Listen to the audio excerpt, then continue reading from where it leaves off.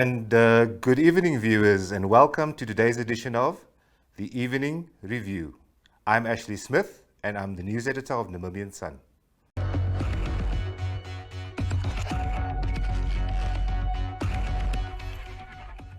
And welcome back, viewers. As per usual, I've got with me in the studio today the very competent editor of Namibian Sun, Toivo Njabela. How are you doing, Toivo? Very good, sir. Thank you for having me on the show. We're obviously coming to the end of a rock and roll and roller coaster news week, but if we can go back to today's edition for the viewers. Yeah. So a very, very, very good mix of stories, but let's just hone in on this one particularly, Toivo, which is the Supreme Court decision. Lots of reactions today still streaming in, both on our social media and from commentators. What do you make of the reactions and some of the viewpoints that have been put across? Yeah, so actually what we have seen yesterday is a number of analysts and academics coming out and saying, it was a bit of a surprise ruling, given the sort of background that preceded the actual ruling. Many people saying that if the use of if the process was deemed unconstitutional, yes, how do you then legitimize its outcome? Which is a fair point to make. But I think the nation has accepted it. Remember, this thing has gone on for a very long time, and people were tired mentally and otherwise. And even Itula, Dr. Itula, who led this charge, you could see yesterday, him coming out and say, look, let's congratulate the president, let's support him, because if he succeeds, the nation succeeds too. And so bringing the matter to close, if you like. Toivo, on that note, we want to share with the viewers our first clip, also a reaction to the Supreme Court judgment. And that was a press conference by the Landless People's Movement and their leader, Bernadus Swartbooi. Courage. And here comes our suggestion, as we've always made, which is evidence now, that the Supreme Court, as representative of the judiciary, and in fact the entire judiciary, is but a captured system of the deep state that represents Swapo and the elite setup, and was never going to order the setting aside of the presidential elections. We said it. That is why when we had our discussions around how the elections were rigged, we said that we are not going to the same Swapo courts, because they will never, in the fundamental issues of setting aside elections, they will never disappoint the masters who they serve. The Supreme Court and the judiciary, with a few exceptions, are supremely loyal to those that feed them, that pay their water bills, that hire their wives also as judges of the courts, that may also end up promoting their wives as judges into the Supreme Court at some stage, with few exceptions. So let us get back to some of the factual issues. Our view first is that the Supreme Court erred in fact and in law. What are the facts that we are complaining about here and stating? The Supreme Court says that the applicants did not in time raise the issue of the irregularities as they have done in this case. The Supreme Court further says that the applicants were basically relaxing and never took up the issue of EVMs without VVPAT to be used with the ECN. And that the applicants sort of waited until the 24th of October to start to complain about the matter. Nothing could be further from the truth. Even when the Landless People's Movement was registered in February, we, together with all other political parties, still in February 2019, began to take up the issue of EVMs that are being used without VVPAT consistently and conscientiously.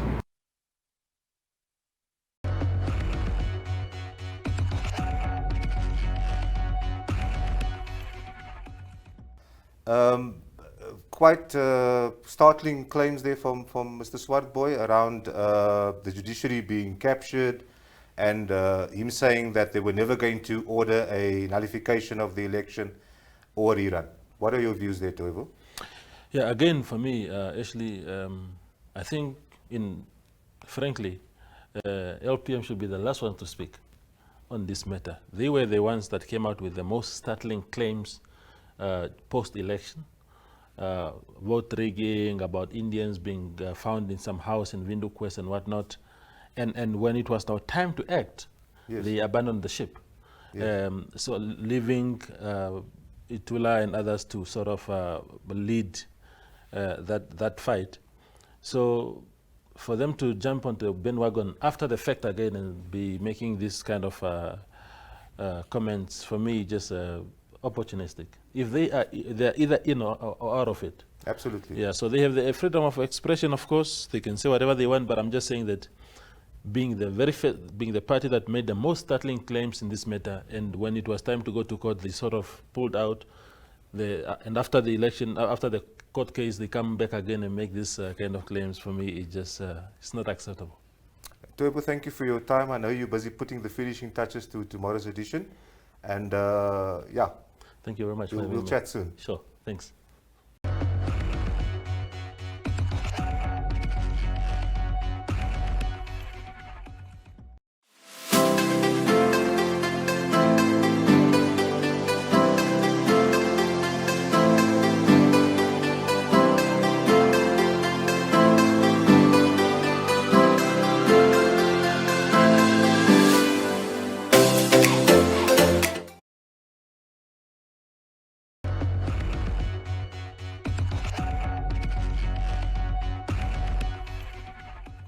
And welcome back, viewers, and don't forget to share us on your social media platforms as the broadcast continues.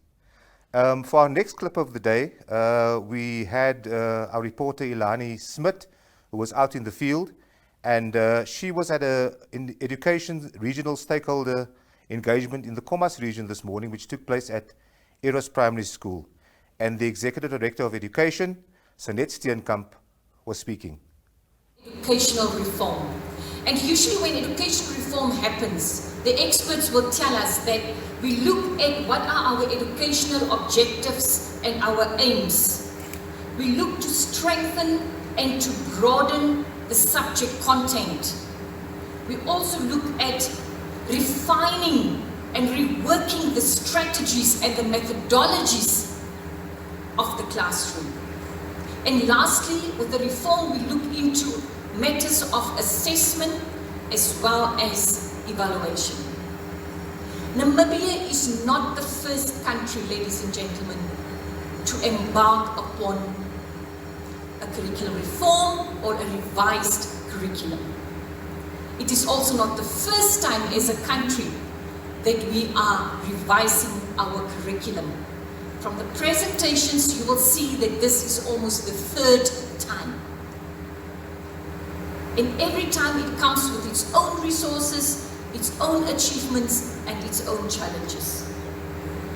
I said earlier that Namibia is not the only country. In fact, our head of state, His Excellency, is one of the 10 head of states and presidents who are championing and are champions of the continental education strategy in Africa, CESA 1625. And in December in 2019, again, these 10 countries were calling for a curriculum reform in Africa. We are moving towards the 21st century teacher that we need. We are asking ourselves as Africa, what should be the emphasis? And there's a call for greater emphasis on skills that are comprising the basic foundational skills such as fundamental literacy and numeracy skills. There's also the numeracy skills. There's also the 21st century. The fourth industrial revolution is not waiting for Namibia. And welcome back, viewers, and thank you for staying tuned. You with the Evening Review. And moving on, we also attended a press conference by the Namibia Transport and Taxi Union this morning. And Union boss Werner January had much to say after the media conference about illegal operators that are infiltrating the Windhoek to Osiagutako airport route. Our reporter, Ohone Klage, spoke to him. Okay, basically we had a press conference this morning as from 10, I think. The press conference was basically to make our letter public that we have written to Honorable John Mutorwa on the 15th of January, where we are highlighting and indicating certain issues of the industry, especially the promise that he made last year that they are going to table the road public transport bill this year.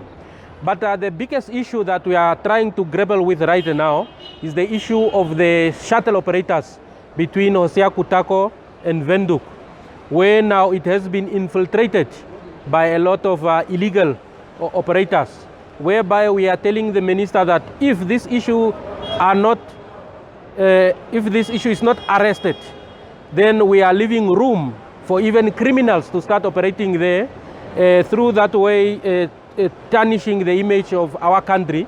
Because what if these people start now to rob, rape, murder people or visitors into Namibia? Therefore, we can't leave that space, or we can't give room. Because our understanding from the union point of view is that the members approach us, they are saying that there is a total chaos and disorder that is going on there, because there is no control over the facility that has been provided to them. Therefore, now, given the situation, there are a lot of illegal operators that are even undocumented. They are even undocumented foreigners that are operating between Osiagutako and Windhoek. What if one of them decide to commit a crime? How are we to find this person? Then thereby the legal operators that are the shuttles, they will suffer, because it will be said that the shuttle operators have started to rob people, shuttle operators have started raping women, shuttle operators have started murdering visitors to Namibia. And that is the situation that we want to avoid. Hence, we have written a letter to the minister on the 15th of January, as I said. This letter was copied to the media one. Number two, it was also copied to Tourism Board, it was copied to Namibia Airports Company, it was copied to NAMPOL, because we do have an understanding that, and it has been presented to us, the shuttle operators have provided, especially NAMPOL, with the registration numbers of those that are operating illegally. But NAMPOL, because of dubious means that they normally operate with these illegal operators, whereby they are receiving bribes from these illegal operators, they therefore did not take action, and thereby we were forced to write a letter to the minister so that we can arrest this whole situation. Otherwise, we are going to find ourselves in a situation whereby all of us will be suffering. And welcome back. And for our last segment of tonight's Evening Review, we have an interview all the way from Rundu with the CEO of GIPF. Can I just start again? And welcome back, viewers. And for our last segment of the Evening Review today, we have a positive story from Rundu and an interview by Kenya Kambowe with the GIPF CEO, David Nyoma. And this dealt with the GIPF's visit to the Mashere irrigation farm east of Rundu to check on the progress of a blueberry project where the GIPF has invested about 100 million Namibian dollars. What does this investment mean for this region and also maybe for the country at large? Yes. No, that is what we have been talking about when we refer to unlisted investments. That is those investments that are not necessarily you buy shares on the Namibian Stock Exchange. We have different investments of this nature, not necessarily agriculture, but other projects as well. In this region, we have housing as well. all the way to Kavango West in Kurenkuru. But here specifically, we are happy to be able to contribute to the national agenda in different ways. First is food self-sufficiency. As you heard the presentation, that we are producing maize meal or maize, and we are producing wheat. And people sometimes don't understand what wheat is. Wheat is where you get your bread from. So when you have bread on your table, the ingredients are produced here. And then we added this particular cash crop in order to make the project much more feasible from a return perspective. In terms of the yielding, the return on investment, this gives you a higher return than the other projects. So they carry one another in order to balance. And we are happy because, as was explained, it has got this production in a rural area, so that we diversify from urban areas, so that people don't just flock to the urban areas, but we have proper professional jobs that can be undertaken here. As you heard, we need agronomists, we need engineers, we need soil scientists, and we need all sorts of specialists here. And we need hydrologists for people to come and handle the water situation. So it gives us that scope of contributing to the national agenda, and we are very happy with it. What makes it even much more important for us is we always, whenever we make an investment, is to do it with an eye on the sustainability on the fund. In other words, that we are able to pay our pensioners on a monthly basis as required with the income that comes from here, but at the same time having an impact on the ground. How much are we talking about in terms of investment that GIPF have pumped into this project? Well, into the full project, we have pumped 117 million. That is to be divided between the various crops. Okay. Yes. So, but specifically for this one, for this part, for the this, blueberry? the blueberry, the blueberry, the long-term investment will be plus minus 90 million. Yes. Oh, okay. What has been invested? What has been invested is an ongoing drawdown that we are still underway with. As you can see, that the land on the opposite is still to be developed, and so we are, as they request for drawdowns, we provide that on the basis of the feasibility made. Thank you very much. Thank you. And on that much sweeter note, we end today's broadcast. I'm Ashley Smith with the Evening Review.